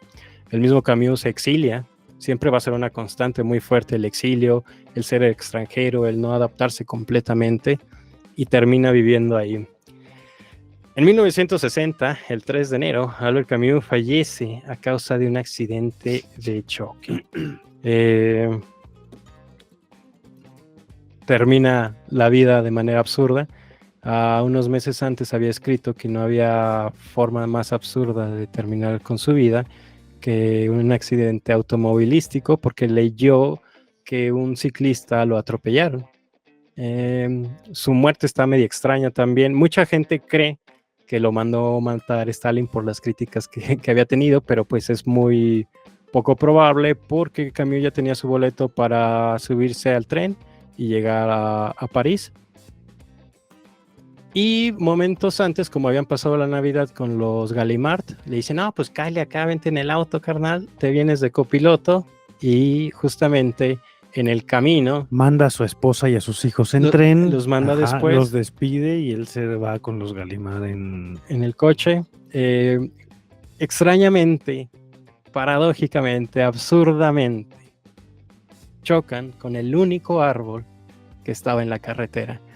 Hay un documental muy bello que habla de la vida de Camus, todo lo que hemos visto hasta ahora, y terminan un par de periodistas que son amigos. Cuando le llaman, le dicen, le habla uno al otro, oye, Camus ha muerto. La carretera estaba seca, el clima era perfecto. ¿Con quién iba? Con Gallimard. Pues era el destino. Termina el destino. Maldita sea. Pero está simpático la idea de creer, y esto también quería traerlo a colación, en contraste con la figura de Sartre, que vivirá todavía varios años. 20 años más. 20 años más, que pasa algo extraño en estas dos figuras que me recuerda sumamente a Batman, cuando le dicen a Bruce Wayne, Gallimard se parece al pingüino. o Sartre se parece al pingüino. O mueres como un héroe o vives lo suficiente para convertirte en un villano. Y lamentablemente creo que a Sartre le pasa eso, de que termina volteando bandera para el curso de la historia, y Camus fue siempre un poco más consciente de lo que está viviendo y siempre tuvo ciertos principios a los que él se identificó. Pero bueno, no sé, ¿tienen alguna otra consideración? Y terminamos tal vez con el chismecito. Vamos al chismecito de los cuchillazos que se dio con Sartre. Denme un momento porque tengo que aclarar la garganta y leer una pequeña... Y acercarte al micrófono también. Claro. Ahí les va. Durante una fiesta en casa del escritor y músico Boris Vian, los invitados, entre los que estaban Sartre, Beauvoir y Merleau-Ponty, habían estado bebiendo y discutiendo durante varias horas cuando llegó Camus ya tarde. Mientras en el fonógrafo de Vian sonaba a todo volumen una pieza de jazz norteamericano, Camus vio que Merleau-Ponty estaba presente y se dirigió directamente hacia él. Sin hacer una sola pausa, atacó al filósofo por su afirmación de que la violencia era inherente a la política y que en consecuencia la violencia del comunismo era preferible a la del capitalismo, pues al menos aquella prometía un futuro mejor. Cuando Merleau-Ponty se disponía a contestar, Sartre entró a la refriega y se puso del lado de Merleau-Ponty. Horrorizado por el intento de sus amigos de defender lo indefensable, Camus abandonó ofendido el apartamento dando un fuerte portazo. Sartre corrió tras él, pero no pudo convencerle para que volviera a la fiesta. Pasaron 6 meses antes de que los dos amigos volvieran a hablar. Camus como no se arrepentía de lo que había hecho, y cita: «Hoy las cosas están claras y lo que es un campo de concentración, aunque sea en el socialismo, ha de llamarse campo de concentración. En cierto sentido, nunca más volveré a mostrarme cortés». El chisme general es de que tras la publicación de Camus del Hombre Rebelde, que se suscitaron un montón de críticas por todos lados, no solamente por Sartre, Camus hacía una crítica a la historia soviética, sobre todo, y como viene en el texto, a que habían existido campos de concentración o campos de trabajo, los famosos gulags, en la Unión Soviética. Y decía Camus, si cuando los alemanes los tuvieron, nosotros los criticamos, evidentemente tenemos que hacer la misma crítica a la Unión Soviética. Ajá. No podemos justificar la muerte en nombre de la historia, ni podemos justificar la muerte en nombre de nada. Hay una frase muy fuerte que incluso la utilizan los de Amnistía Internacional, que dice: hay muchas cosas por las que vale la pena morir, pero no existe ninguna por la que valga la pena matar. Y ese va a ser como que el principio político de Camus, como lo cita en los carnets, digo, en este texto de las crónicas, citando a Nietzsche, que dice... bueno, se me olvidó, pero ahorita me acuerdo. Sin embargo, vaya, este es el punto de quiebre entre los dos pensadores. Un asunto de congruencia al final del día. Sí, no se lo permites a uno, pero a otros sí, estamos jodidos. Y sobre todo porque se estaba realizando en nombre de la historia, lo que les comentaba hace unos minutos, que si bien el nacionalsocialismo lo hacía en nombre de la raza aria y de llegar a la purificación y todo esto, pues no había mucha diferencia en contraste con los soviéticos, que buscaban el estado ideal, la muerte en nombre del estado ideal. Claro, lo que le reprocha Sartre a Camus es lo mismo que le puede reprochar, lo que le reprocha Sartre a Camus es lo mismo que le puede reprochar Camus a Sartre, ¿no? Sartre le dice: no tomas postura, cabrón, estás del lado de quién sabe quién, no apoyas el movimiento con el que se sentía comprometido Sartre, y Camus le dice: tú apoyas un movimiento, güey, y estás dispuesto a lo que sea por apoyar ese movimiento. En la película que está en Amazon Prime, tienen una discusión en un parque y Camus le dice algo así, pero que entiendo que es la ejemplificación de esto que acabas de decir hace un momento. Le dice: si la verdad está con la derecha, yo estoy con la derecha. Sí. O sea, no me importa de que el comunismo, no. Si la verdad la tiene la derecha, me voy a ir con la derecha. Si la verdad la tiene la izquierda, me voy a ir con la izquierda, pero no estoy anteponiendo ninguna ideología política a la búsqueda de la verdad. Exacto. Y hay una cosa también que viene en las cartas a un amigo alemán, que dice, bueno, que en este ejercicio que se hace consigo mismo respecto a ciertos términos, dice: usted me preguntaba en ese momento qué es la verdad, hasta este punto no lo sé, pero sé que se contrapone a la mentira, y eso es lo que ustedes saben hacer más que otra cosa. Creo que es una gachetada con guante blanco años antes de que se peleara con Sartre, ¿no? No puedes justificar algo que estás criticando. Claro. Y de hecho, también, bueno, a lo mejor por la cuestión anecdótica, y cuando publica Camus El Hombre Rebelde, según cuenta este biógrafo Robert Zaretsky, tarda bastante en hacerse una reseña. Nadie quería hacer una reseña del Hombre Rebelde, sobre todo porque también tiene algunos anacronismos. Los mismos anarquistas le escribían a Camus, está presente en unos textos que se llama Escritos Libertarios, le mandan cartas, le dicen, oye, pues cuando estás hablando de tal anarquista, pues son sus escritos tempranos, y luego hablas de él mismo 10 años después. Creo que deberías revisar esas cosas y demás, pero se mantienen con una crítica un poco más sencilla y directa a ya la cuestión ideológica. Para esos momentos Sartre ya estaba amando a Stalin y al Partido Soviético, y en general también había una repulsión a la intervención estadounidense en Francia. Después de que expulsan a los alemanes, pues se dan cuenta de que llegaron los estadounidenses y nadie quiere ver anuncios de Coca-Cola. Lo pone Simone de Beauvoir en alguno de sus textos.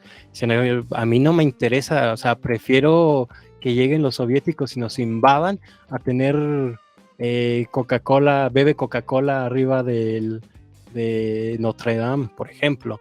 Había una repulsión, y decían también en esta discusión que tiene Sartre con Camus, le achaca mucho el hecho de que pues él ya no es pobre y que se trata que es un burgués como todos los demás, y que toda la cuestión que los años 40... Eso es muy importante, porque pareciera que Sartre le dice, tú ya no eres pobre, eres burgués como yo. Uh-huh. Y nosotros somos burgueses de hace mucho y sabemos lo que decimos. Sí, es lo que decían, es que ya se convierte en una afrenta personal, donde se sacan todos los chismes, y también utilizaron eso para hacer publicidad. Cuando empieza la crítica ni siquiera la hace Sartre, la hace uno de sus pupilos, y le dice que El Hombre Rebelde es una filosofía para preparatoria. Nadie se acuerda quién hace la pinche crítica, creo que es Jameson o algo así, pero nadie se acuerda quién hace. Se lee más a Camus que lo que se puede decir que llega a trascender Sartre, lamentable o considerablemente. Hay hace unos años, creo que sí les había comentado de este texto que se llama, aquí lo traigo, permítanme, Ideas comprometidas, los intelectuales y la política, donde dicen que a la larga, y por las cuestiones, por ese amor tal vez a la rebeldía o al combate o a la resistencia misma, el mismo Camus termina siendo más aplaudido que Sartre, que esa vituperancia, esa flojez del Sartre a tratar de ser partícipe de todos los movimientos políticos. No vuelven a ser amigos. Muchos, como les comentaba, se le echan al Camus.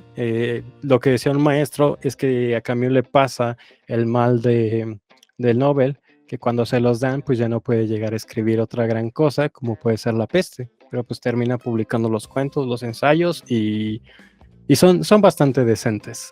No es La Peste, evidentemente, pero por fortuna se murió. se murió y termina teniendo todavía más acogida en la actualidad, incluso por las editoriales. A mí me sorprende que una editorial como Editores Mexicanos Unidos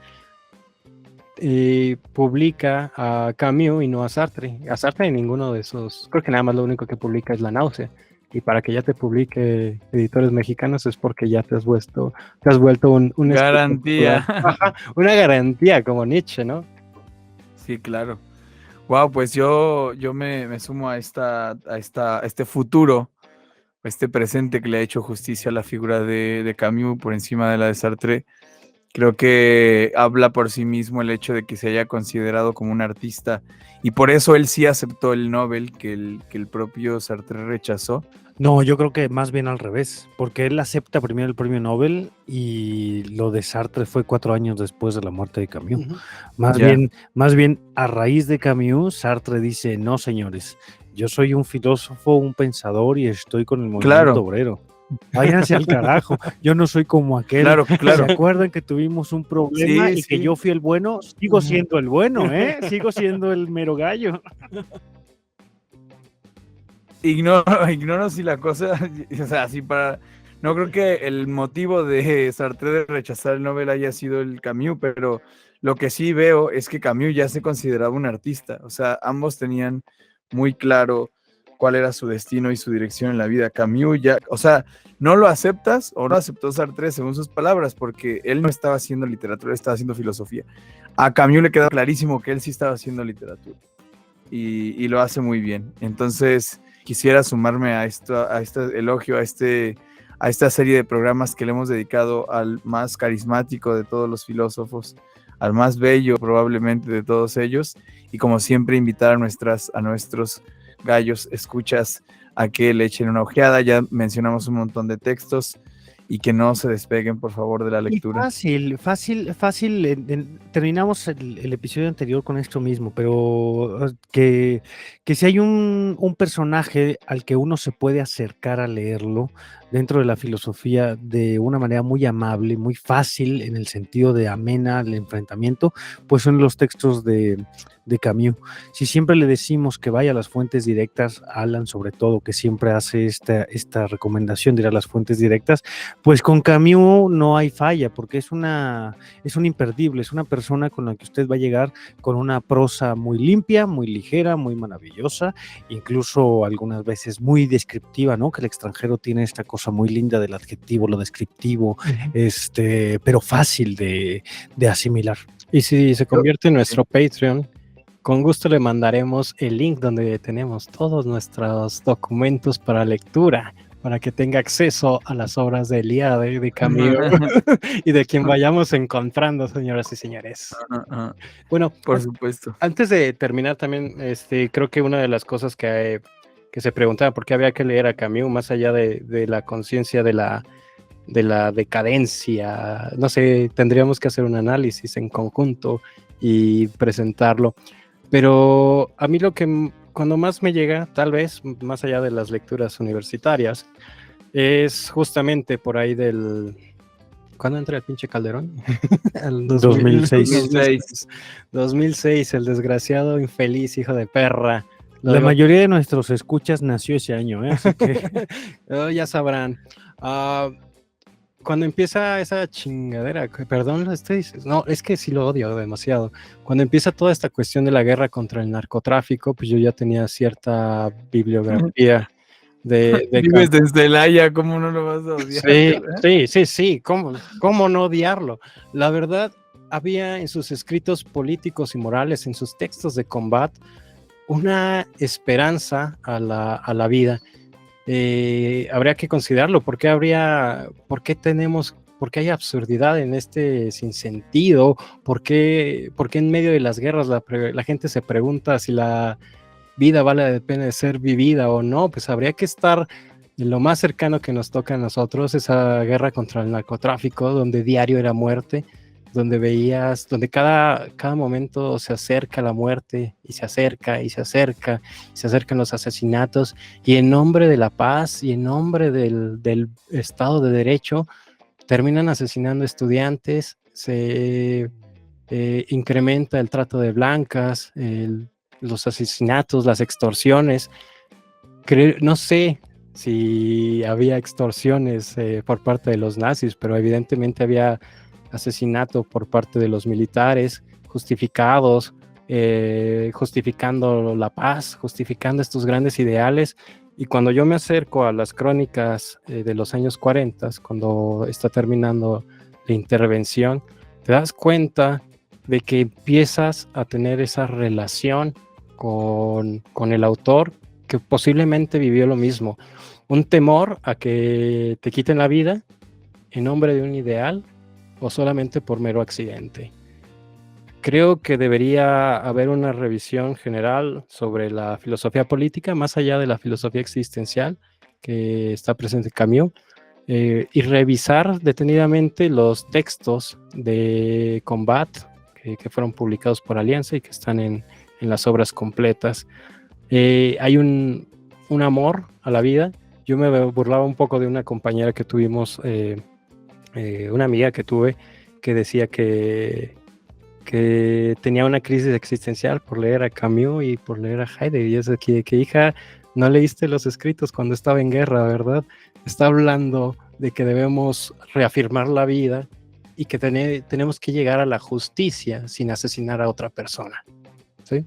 Si aceptamos el suicidio, diría Camus, tenemos que aceptar al mismo tiempo el asesinato de las personas en nombre de cualquier cosa.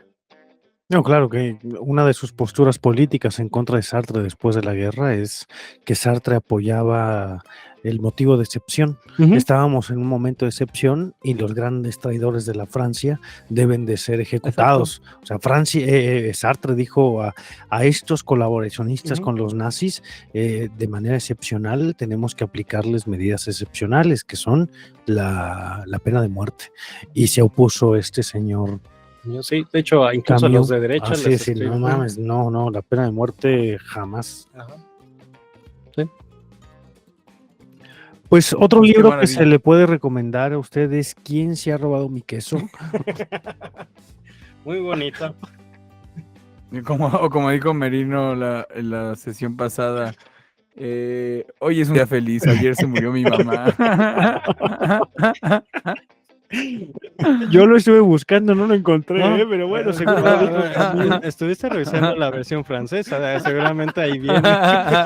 Sí, yo leí en francés y dice una cosa muy rara, dice aujourd'hui maman est morte, pero como yo no sé francés, seguro eso quiere decir hoy estoy muy feliz.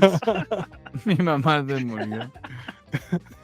Pues muchas gracias, muchachos, como siempre. No por se su- olvide de darnos like en todas sus redes sociales, Instagram, Facebook, Twitter, como Un Gallo para Asclepio, y estamos libres para ustedes en Patreon, de verdad, ya sabe, ahora que se haga Patreon, que tenemos una Patreon nueva esta semana, pero bueno, ya lo verá anunciado por ahí en nuestras redes sociales oficiales, para que tenga acceso a esta librería magnífica, esta biblioteca, perdón, magnífica que tiene Adriana Ardilla Lara para ustedes, las canciones que se cantan previas a las grabaciones y algunos otros detalles como los programas fallidos, las introducciones fracasadas antes de... Pura cosa chingona. Pura para cosa. nosotros. Usted nos ve muy profesionales, pero los que están en Patreon puede ver que cómo la cagamos terriblemente.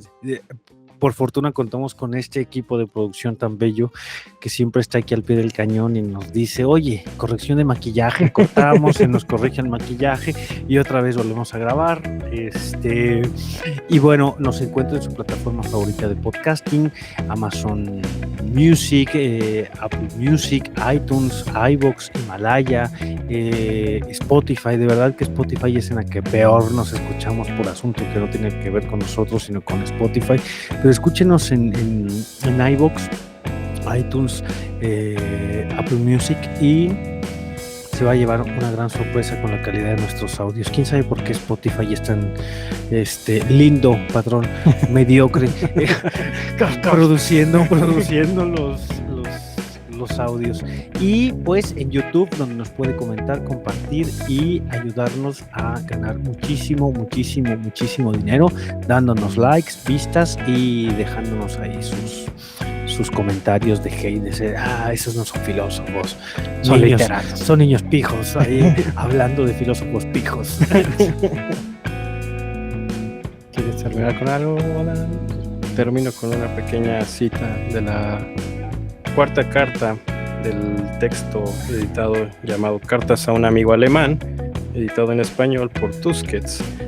Me gustaría empezar con un pequeño epígrafe que tiene el mismo Camus, que dice: el hombre es perecedero, es posible, pero sigamos resistiendo y se nos está reservada la nada, no hagamos que sea una justicia. En la última carta termina con lo siguiente: pronto amanecerá el día en que les venceremos, hablando sobre el nacionalsocialismo, cualquier cosa que ustedes quieran vencer. Sé que el cielo, que fue indiferente a sus atroces victorias, seguirá siéndolo a su justa derrota.